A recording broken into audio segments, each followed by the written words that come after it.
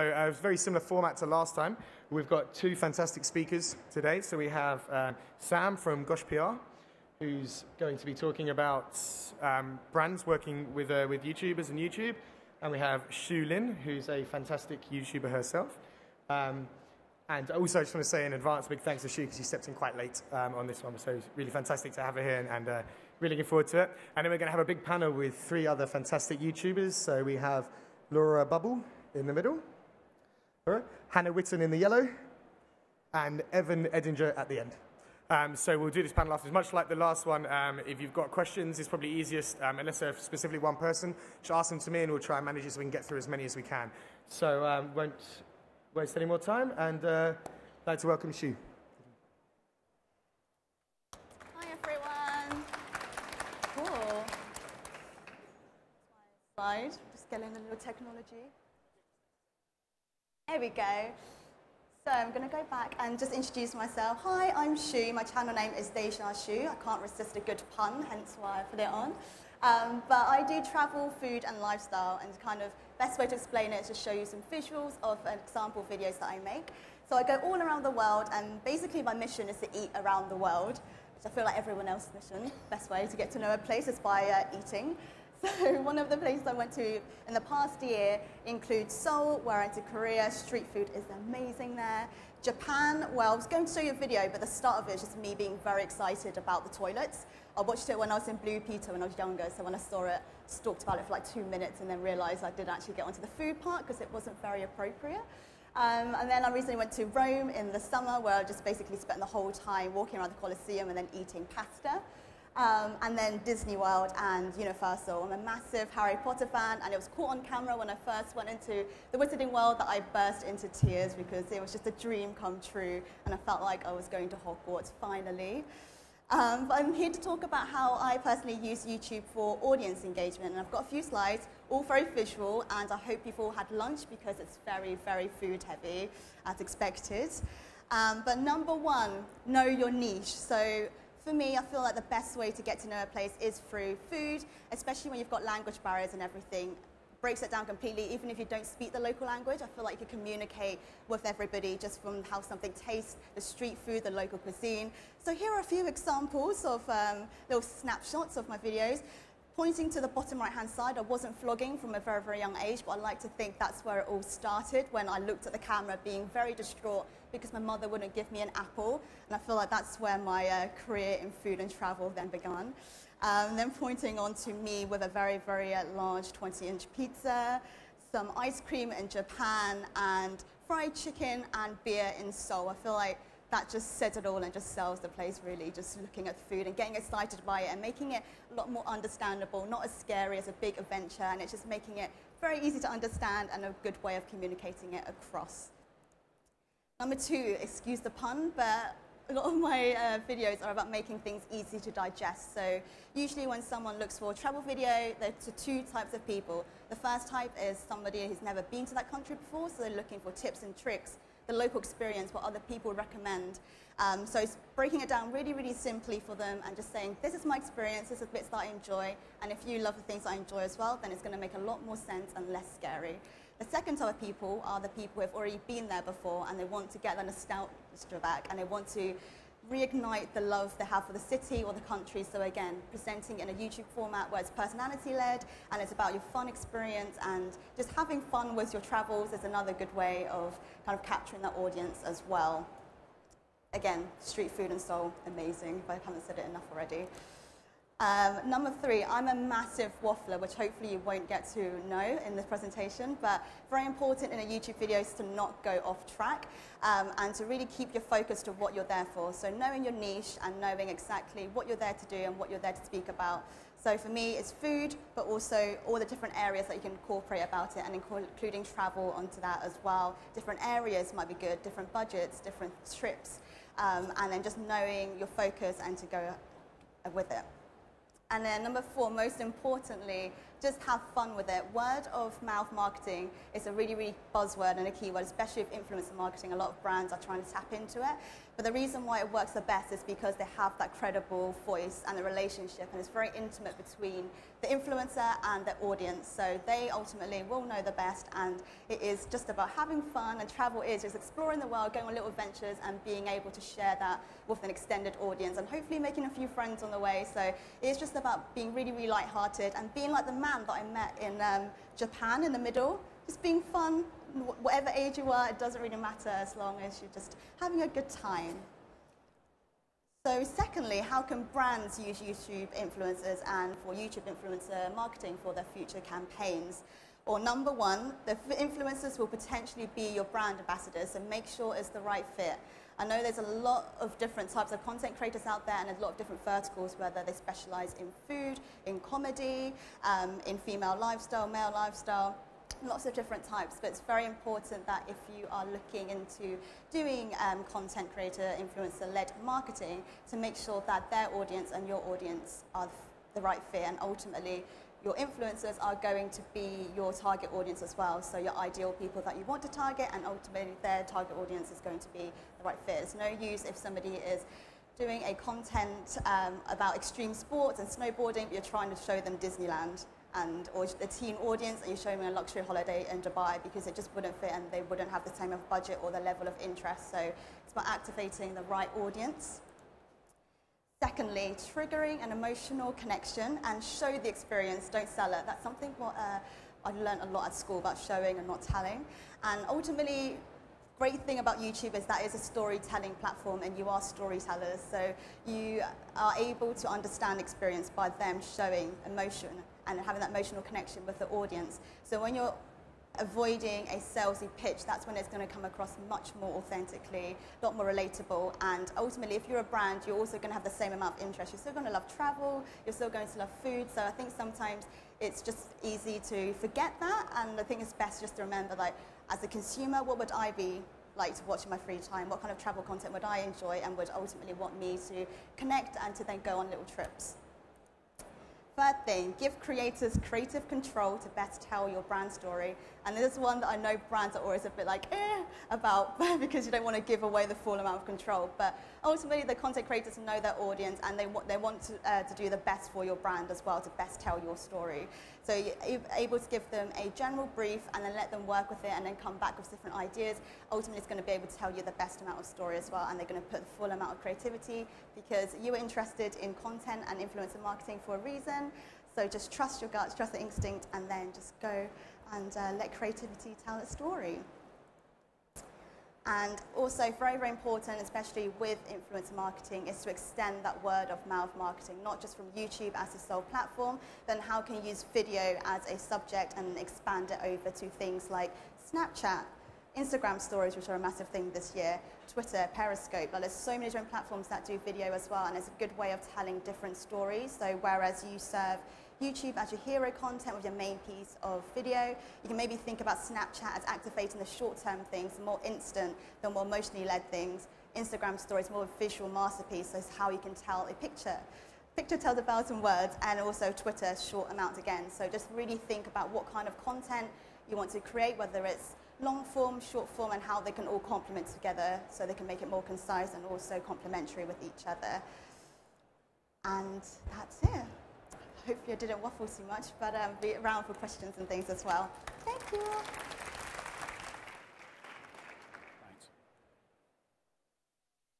Thanks, Shu. Going to carry on. Hopefully the slides are on the screen. You'll see there's two names on the slides. I apologise. Anna, my colleague's not very well. I wasn't here to join us today. I'm Sam Matthews. I'm CTO of Gosh Digital, which is a part of Gosh PR. We're a digital PR company. We work with a number of brands. And I'm going to talk today a little bit about what brands look for from vloggers and how vloggers can help brands to deliver great content. And talk a little bit about production and what makes things work. And hopefully I'm going to drag together some threads from the previous session. I wrote this presentation a little while ago. It's an hour's presentation. I'm going to try and do it in 10 minutes. So it's going to be done quite quickly. And I've got some examples, because what's a presentation about video without video, right? So really quickly, what do? We do PR, but we do a whole lot of digital stuff as well. I'm passionate about making sure that we can measure the things we do in our business to make sure that the brands are getting good value for money, and that when we engage with bloggers, that we can work out whether or not we are getting that correct mix between the audience and what people want. The previous session talked a whole load about stats about why I use video. I guess we're using video because everybody's in the room and is interested in it, right?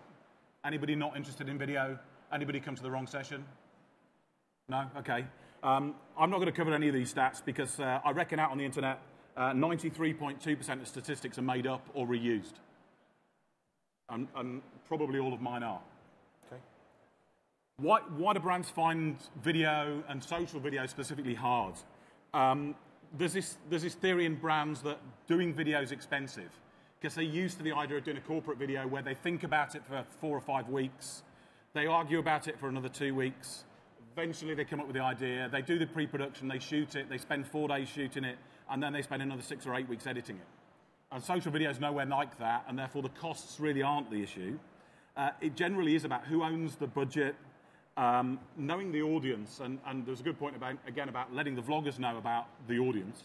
You're going to try and use a vlogger, work out their audience, and then let them tell you how best to do it. But the most important thing for me, I think, working with brands is about timing. Brands are not really, big companies not really good at going, yeah, we'll do that tomorrow, because that's a great thing to do. And actually, for a lot of social stuff, you need that instant action. And that's quite difficult to engineer into a process.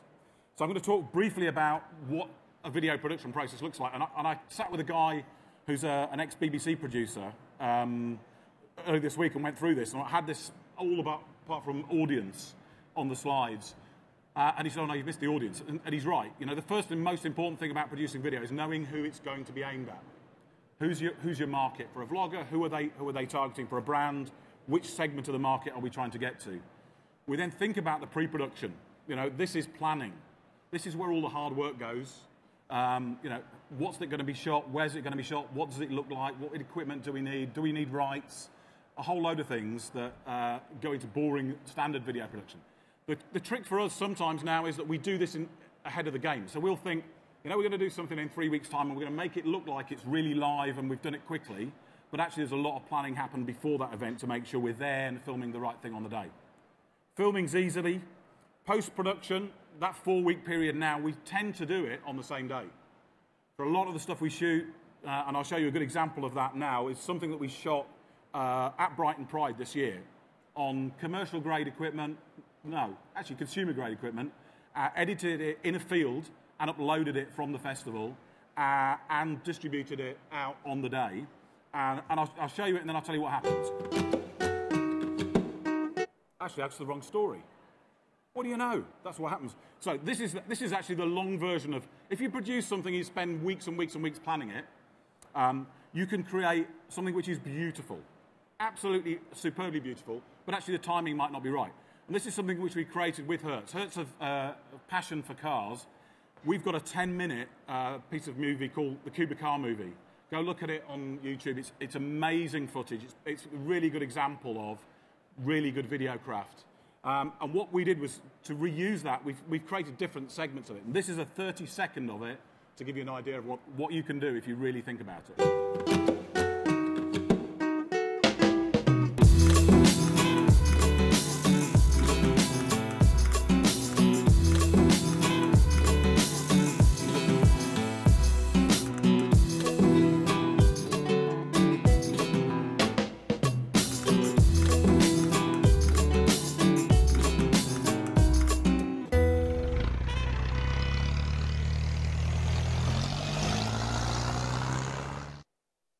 So some really beautiful footage. The 10-minute version is incredible. I say, please go and look at it. It really is good. The important thing for us these days is that technology is making it possible to shoot great video anywhere, quickly and easily. iPhones shoot, I got in trouble the other day for saying iPhones, smartphones shoot really good video. Somebody, a Samsung hater, came up and had a go at me. Anyway, you know, you can these days shoot drone photography with a £1,000 drone, and get some great aerial stuff, you know, standard SLRs, GoPros, all of that footage you can put together into something which looks really good. So this is the one that's the shot on site, done in a day.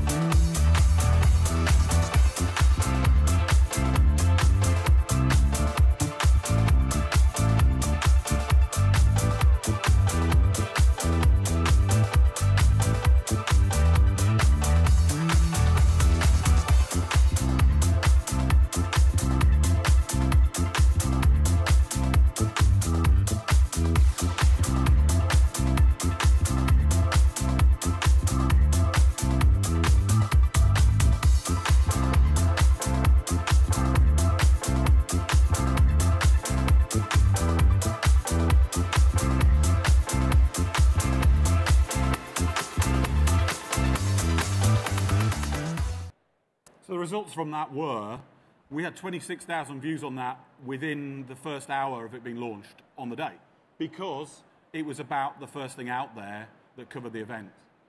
And so again, the timing for me quite often is really important. We've got to get these things slick and tight. Brief conversation about distribution. We are talking about YouTube today. One of the things for brands that is a problem is YouTube wraps advertising around everything. And it's really embarrassing when you get a competitor's advert on the front end of a corporate video. So often you'll find brands not wanting to use that. They'll want to push the content out through Vimeo, Brightcove, Dailymotion, other channels where they control the playback. And certainly embedding into websites, it's pretty much always done that way. Facebook is becoming really, really important for all of the reasons we talked about earlier in terms of the content itself. But again, we're starting to use vloggers and their channels, their distribution, to get to places we wouldn't get to. So we would quite often now commission work from vloggers with our brands. And in some ways, we're kind of a bit of a brand vlogger dating agency. We'll take those two together and try and work out who's great. So if we've got vloggers here today, please, drop me business cards. I'll be more than happy to add those to our list of people that we'll talk to and consider and look at when we're trying to identify somebody for the right market segment. And I just thought I'd show you a really quick one. I'm not going to show you all of it. I've cut it down of one we did with Visit Florida and Hertz as a combination to show the sort of thing that we do with vloggers. Hertz gave me this. I think they want me to include it like I do my other claps. Hey guys, how's it going? I am in Florida and this is amazing. We're doing a road trip with Hertz and Visit Florida. I'm here with a good blogging friend, Vicky, and this is our Mustang. So I thought this is going to be a prime opportunity to do a drive laps through all the cities that we travel across Florida. It's going to be sick. And let's go.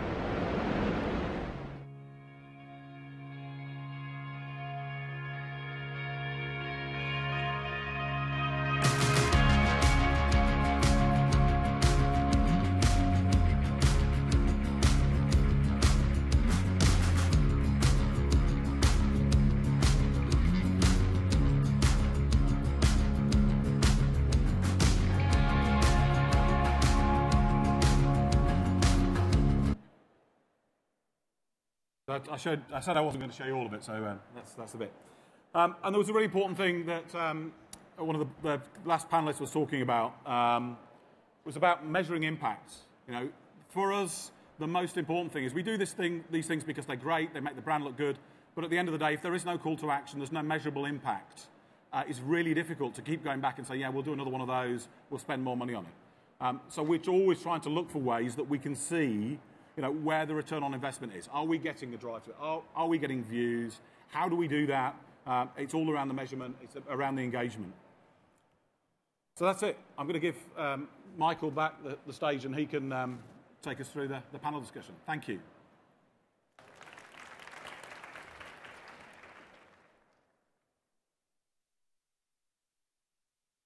Okay, thanks so much, guys. We've got a nice amount of time. Actually, I have my clock with me this time, so I'm not going to be guessing as much, to go through a few questions. So we'd like to take these from the audience. So if anyone's got any questions, just put your hand up. I can't see a lot in the sun, so can you see anyone? In the sun, in the light? No questions. Okay, well, we can start off with one that we've been sent in then, but think about some. We've got some great people here to talk to. Okay, so the questions we've had sent in. The first one is, what would be good software to create some good videos for newbies? So I think everyone here started at some point, some a while before others. So if we can throw it out, basically a quick tip from everyone would be great. So Evan? I started using iMovie. I feel like if you have a MacBook, it comes with it, so you might as well try it out. It's very simple. It has a lot of good features, but it also is missing a lot. So once you want to acquire or purchase Final Cut Pro, I feel like that's probably the best one to go with in the long run. But just to start out, iMovie is really great. In terms of actually what to capture the video on, like everyone has a smartphone with a decent camera on it now, and usually if for a complete newbie that is 100% good enough. Like it's really good, the quality of cameras on like iPhones and other smartphones. Yep, same as what Hannah said, smartphone HD video on that is usually good enough. I started on a webcam. I think they're kind of a bit out of date now, but depends what kind of content you want to do. And I can't rave about Final Cut Pro enough. I love Final Cut Pro. I'd say start on that, yeah. I'm in the same camp. I love iMovie and Final Cut Pro, but you can also get some iMovie on your smartphone as well as an app. You can just edit on the go and then just upload when you've got Wi-Fi as well, so that's great for travel vlogging. I mean, I think I'd agree with everything everybody just said. The one thing I would say is that the tools don't make you Steven Spielberg, and I think thinking about it, because you could edit a Spielberg movie on a Mac these days. You need to think about keeping it simple first, not using all the effects and tools that are there. Think about the story, and go and watch good video. Go and watch the edits and motion that people put into video, and look at what makes video different from stills, because that's what actually is really important. It's about the craft of the video, and look at courses on that rather than thinking about the software first. The technologies, for me, as a technologist, it's quite difficult to say this, but it's irrelevant. It's about the message, the communication, the story. The phone isn't important, it's the conversation, and video's the same. Okay, just what I would add as a follow-up to that, I think is quite important to have a good think about the type of video you want to create as well, because especially when you look at YouTubers and say YouTubers and vloggers, there's a lot of very different kinds, whether it's someone talking to camera, where something like an iPhone, something that's probably perfect, but then I know that larger shots and people are more into the actual filming side and creating an amazing video rather than specifically the personality side, I guess is quite different. Yeah, and I think you need specialist equipment to fill cat videos as well. I think that's cat videos. Yeah. Oh yeah, absolutely, of course. Yeah. So for the YouTubers here, another question we've had, and we get asked an awful lot. I'm sure you probably do as well. How do you decide how often to post videos to help build your channels? I know all four of you have different rates of posting. So, is there any way that you decide how often you're going to be putting new content out? I post once or twice a week, and the way that I decided that was kind of work schedule. So, like, actually, how often am I physically able to produce videos? And for me, that is once a week. If it's twice a week, then that's usually if I am lucky enough to have some extra content. But I don't think I'd be capable of doing more than that. There are a lot of people that daily vlog, and I have no idea how they do it. And then deciding when to post, it varies from YouTuber to YouTuber, but I use this website called Tubular, and it has like all of these different analytics and stats, and it can tell you what day and what time your audience are most active on YouTube. And mine was just like Tuesday evenings, so I was like, okay, I'll upload Tuesday evenings then. But I've never really publicized the fact I have a schedule. I don't really say anywhere like new video every Tuesday. It's kind of more of an internal thing for me to keep on top of work. Yeah. Okay, Evan? I started posting videos once a week on my comedy channel because I also worked a full-time job in marketing Monday to Friday and simply couldn't do more than that. However, I also started running a travel channel where, to fit the narrative that I was trying to sell and to try and do, I would do videos every day. So when I travel to different countries and different places, I will upload a video every single day with the story from each video being that full day from good morning to good night. And I find that I'm able to do that. The more you do it, the easier it gets. And so my audience now expects when I go to a different country for 7 days, I upload a video every single day and I edit them at night. You do sleep less, but it's exciting and there's a lot of good content. And a lot of brands are very happy to have more content than just one video. I like to stick to a schedule with mine. I try and upload every Sunday. And if I do decide to do 2 videos that week, I haven't committed to every week. I think it's a lot easier to add an additional video in that week rather than promise 2 and then only deliver 1. And I think I've heard somewhere that sticking to that schedule helps with the algorithm on YouTube. So yeah, I try to stick to same time and same day, really.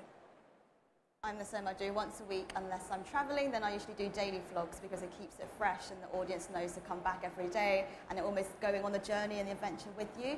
I think very important is to be consistent. If you say you're going to post Sundays, then don't suddenly post on a Thursday because then, especially if you're trying to grow out a new channel, they don't know what to expect and when to come back and you're not established. So just keep that in mind as well. Okay, we just had a question sent in over Twitter. So this is saying, how do you get ideas for content that you can regularly use in the same format?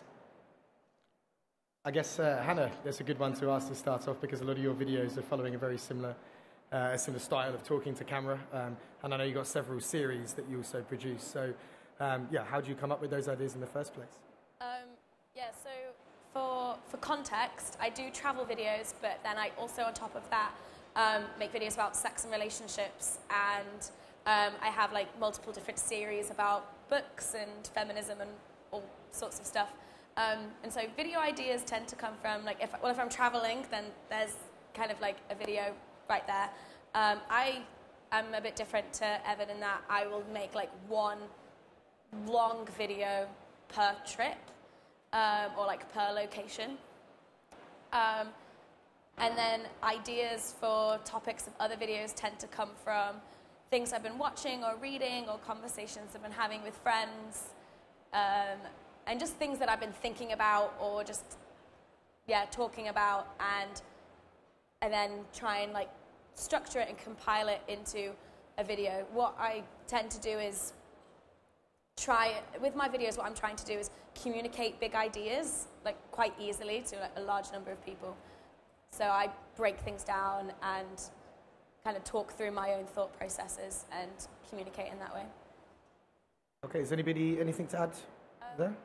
With traveling, actually, I sort of the opposite really of the daily vlogging style. I like to kind of do a bit of research beforehand and write a vague sort of idea or a script around it because I run a comedy channel, so I want to have jokes in there, and so I want to kind of know a little bit what to expect, and if the company have, certain things they want to hit, I kind of want to know, what do you want in the video, and also what do you want out of it? Do you want people to actually book a holiday through your company, or do you want people just brand exposure?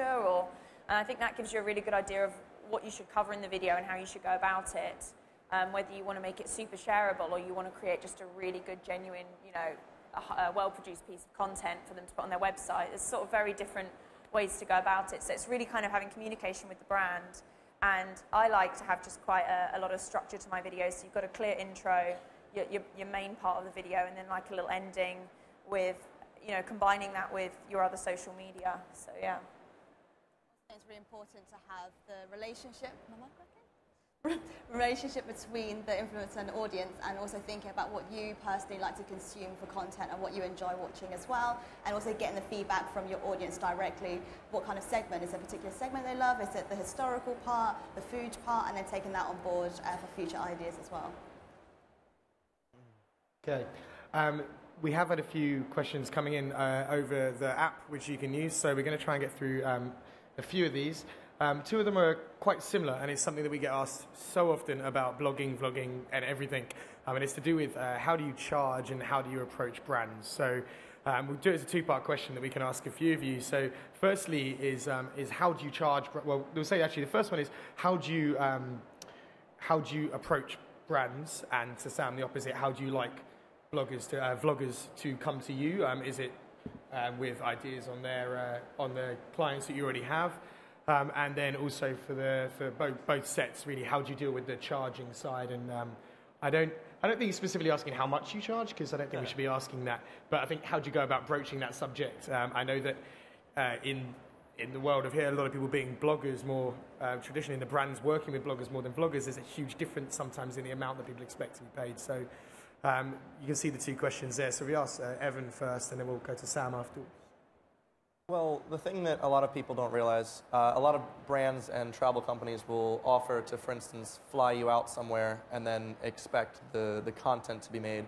But the issue with that is that, for the most part, this is our job, and we are providing quite a huge value with the audience that we have, which means that we should be paying for the most part, or we should be getting paid for the most part.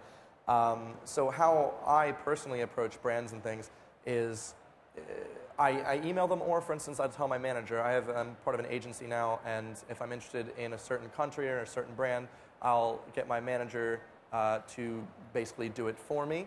However, before I was able to do that, I would just approach them with my numbers, because people don't know a lot about online still, but they do know numbers. So if you're able to say, here's a video I made with a tourism board about last year, this is the stuff I did, here I make like 1 million views on this video, isn't that cool? And then usually they're more interested in working with you. In terms of naming a price, that's so difficult, because that's why an agency or management is really useful, because it's really hard to be like, this is how much I think I'm worth, but you really need to value yourself and value what you do high, because you are providing quite a good service. So. Thank you. Sam, do you have a brand's opinion on this? Yeah, I mean, I think there's probably as many different ways to answer this question as there are to make videos. It's a difficult one, because it's everything from working with agencies that represent a number of vloggers to we have relationships with a number of people that we've done quite a lot of work with now over the years, because I think we were quite early in using vloggers and creating relationships with them through the likes of Blogstock and our attendance there. And we were quite ahead of the curve on that. I'm always happy to have ideas for people that we're working with. Some of those will be too far off the wall for the brand that we might not be able to go forward with them, but we'll always take those and try and do something with them if it's a good idea. Because again, for us, it's about return. As long as we see that, it's for the right price and we can see the return is measurable and we can achieve it, then we can drive a budget for that often. And we're doing some work at the moment that there's some really top end and some really small in a package with. We're creating a whole load of vlog content all at the same time, and therefore there's opportunity for all sorts of different niches and groupings in that bucket. Okay, thank you. I know Hannah, Laura, and Shu, have you got any quick tips on the same questions? Charge. Just about how to approach brands, how to broach the topic. I know that you work with agencies, so it's a little bit different sometimes. Again, like I said, it's finding out what they want, and like she said in her presentation, you do want an element of creative control, because you do know your audience. So it's really having that kind of communication of like, you want this, how about I do a funny spin on this, and kind of compromise from both ends, really. And I think with the charging as well, it is really a case-by-case basis. Like Evan said, it is our, like a lot of us, it's our full-time job, and I think you've got to weigh up the work element. If you're making 7 videos for a 7-day trip, you're working, every day. You've got to work out the amount of videos, the amount of work that's going into it, and what the trip contains. So I think it is really just by case-by-case basis, and sort of working out how much work's involved and what's included in the trip and things like that. And I think when you're approaching brands as well, to think about, as a creator, how am I going to solve your brand solutions, and how am I going to solve the problem and the campaign that you're looking for, and what's my niche and my value that I can able to solve that for you. And when it comes to charging, also to think about if you're going to approach a traditional creative agency, all the different costs that go behind that as well. But essentially with influencers, you're paying for a presenter, an editor, someone's going to film it, a videographer, and all of those different elements, but in one package to help solve, not going to lots of different people, and having that solution as well. I think the other thing that's important to think about as well is rights. There's a traditional model around rights. As soon as the brand starts to pay for things, they expect some level of control and ownership over over that content as opposed to stuff that they're sponsoring. And so some of the way things are talked about and the way they're done is very different depending on the rights model that's being associated with it as well. I kind of disagree with everything that everyone said, yeah. The only thing I will say is that sometimes, because it is still a very new area, there are kind of two different kinds of sponsorships or brand deals you can do with travel companies, which is here we're going to send you to this place and we're going to pay you to make some content. And when there is money being exchanged, the brand can have a bigger say in the content. Obviously, it's all still up for negotiation.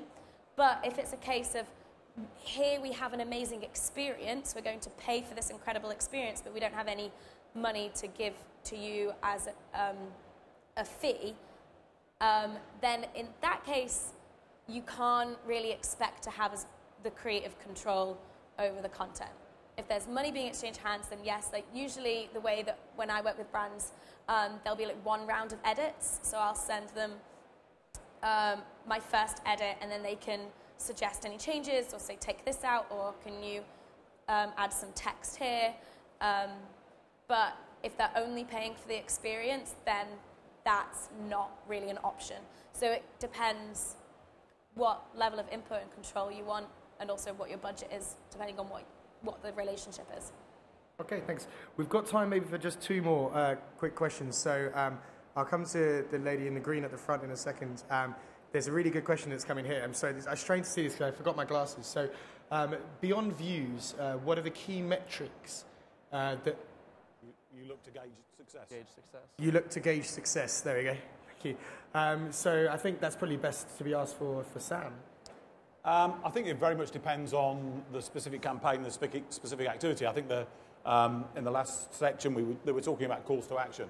A brand is interested in calls to action. They're interested in sign-ups. They're interested in traffic through to the website.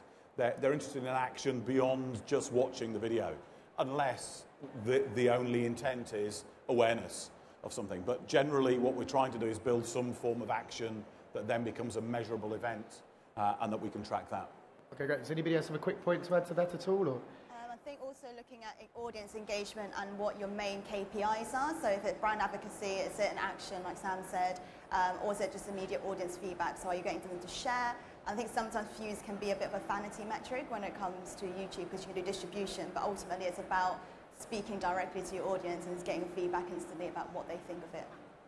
And brand awareness as well. Brand awareness, there's been some amazing campaigns in the past that Kentucky have run, Trek America, Bus About, where they've had teams of vloggers go out, and it sticks. I imagine if you're an 18-year-old or a 17-year-old and you kind of finished school and you're about to go traveling, those kind of brands stick in your head because you've seen your favorite vloggers go on that. I know Kentucky for me stuck. I'd never heard of the brand before, and then I saw all these vloggers, all over my social media, and stuff like that really works.